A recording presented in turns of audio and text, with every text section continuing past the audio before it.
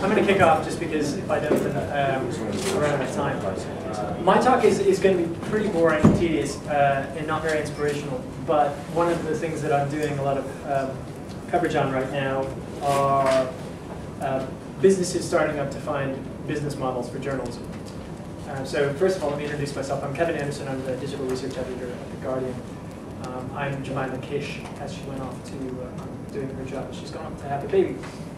So right now, literally within the last 2 or 3 months, there have been probably about 4 or 5 companies that have launched talking about different ways to monetize content. And this is really now becoming a very crowded space. So I'm just going to go over a few that I've done some coverage on and talk about different models. So one that's launched is called Circulate. Now, Circulate is an interesting startup in the fact that they are looking for content partners. They will then do some semantic analysis on your content. As a user, if you sign up to Circulate, you'll sort of list some of your interests, but it will also accumulate a portrait of what kind of content you'd like to use. Then they have a search, a plugin basically that sits on Firefox or Internet Explorer. And whenever there's new information based on either your explicit or implicit interests, it will flag up new content. So there's a bit of extra value for the user. And they're saying, so it's, when I was writing about this, it almost reminded me of this intelligent agent concept that we saw a lot about in the 1990s, where you wouldn't have to do anything. You wouldn't have to go shopping. You wouldn't have to go look for news. It would just kind of all come to you. And so Circulate is looking to do this for the user, but then for publishers, they're looking at a number of different revenue streams, whether it is advertising within that small bar that pops up, whether it's affiliate sales.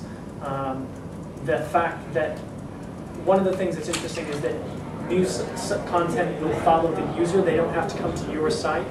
That they will push the content out to this browser bar. So whenever the new content comes up, it'll be pushed to the user. You could co-brand that if you wanted to use the site. So there are some interesting ideas there. You've obviously got Journalism Online, which is a very high-powered startup with Stephen Brill, Gordon Krovitz, former publisher of the Wall Street Journal. They are doing one hell of an arm-twisting job with content providers in North America. I've heard from several publishers that they are very aggressively trying to sign up content providers. As a user, I don't see what the proposition is. I really don't.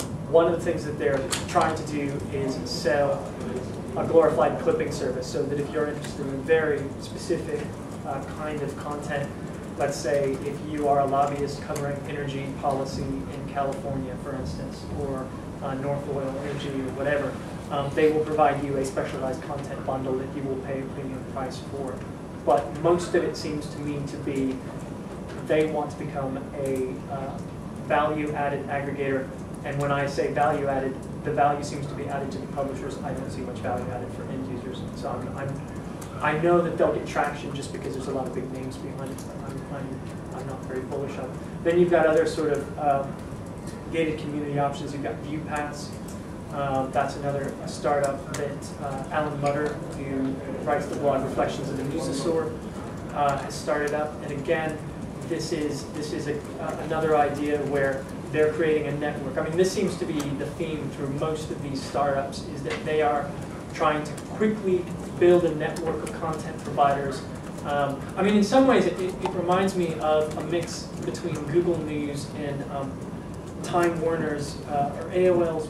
What was that gateway or the big aggregator that Time was going to be your sort of window on the web in circa 1996. I can't remember it because it was a complete disaster. But this seems to be what's happening. Is that everybody? The strange thing is the content companies aren't pushing this. These third parties who promise you. I mean, Krovitz and Brill are going around promising that they'll get 10% of your audience to pay for content, which is intriguing. So those are the kind of big names. Now there are some other interesting ones. One is Kachingle. Now Kachingle is basically a very interesting idea. It's sort of it's kind of a slightly evolved gift economy. So you give £30 or whatever to Kachingle, and then when you go to a site and you like the content, with almost zero transaction costs, you can sort of submit some change to them. And it's more based on attention than it is any specific sort of clicking on buttons or anything.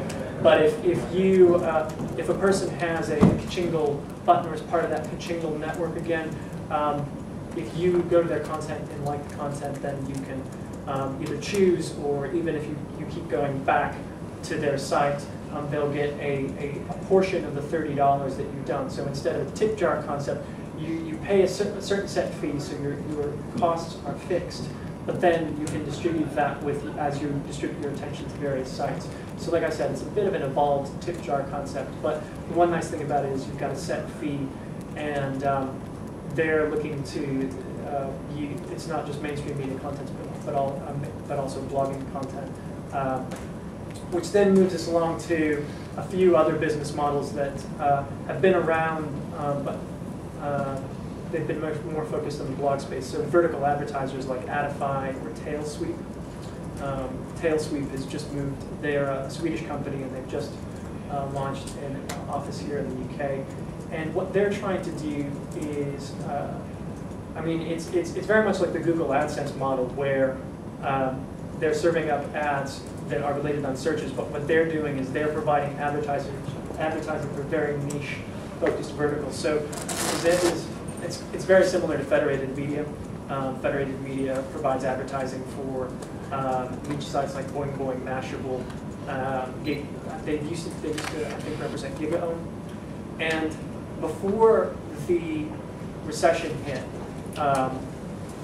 Federated Media was getting between $30 and $50 CPM, which is just insane amounts of money for niche sites. But because of some of the sites that they were representing, they were getting incredibly high CPM rates that we would normally see only on national or international sites of really high traffic. So they're allowing niche sites to get premium revenues based on the fact that if you're a foodie, you have a food ad on that food blog, or if you're a car geek, you have ads on a car blog.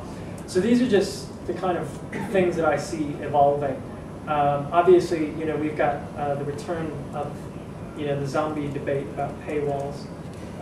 As a matter of fact, the New York Times today announced that they've had some positive response from their subscribers about giving $5 a month to.